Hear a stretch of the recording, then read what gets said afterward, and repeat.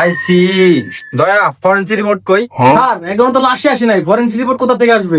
ICU লাশ আসে নাই মানে অফিসে তার ওরা কো? স্যার আসলে তো ওরা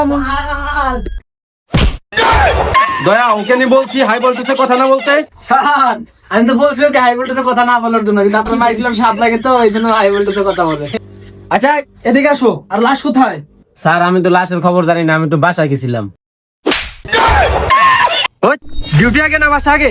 স্যার বাসার থেকে বউ ফোন দিছিল, এই কারণে বাসায় গেছিলাম একটু। এটা জাইরি অফিসার পাইছি, খালি পোলা বন্ধু মারে। দয়া তুমি কিছু বললে? না না না স্যার কিছু বলি নাই। আইসিইউ ওদের দেওয়া হবে না, আমার নতুন অফিসার লাগবে। দয়া তুমি নতুন অফিসারের ব্যবস্থা করো। স্যার ঠিক আছে, তাহলে আপনি অফিসে চলেন, আমি দেখতেছি বিষয়টা।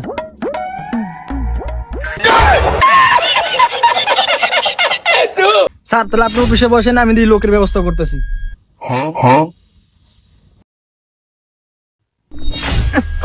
এখানে ঢুকানো?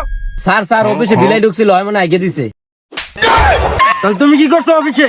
স্যার আমি তো অফিসে ছিলাম না। আইসিইউ স্যার এই যে নিয়ে আইসি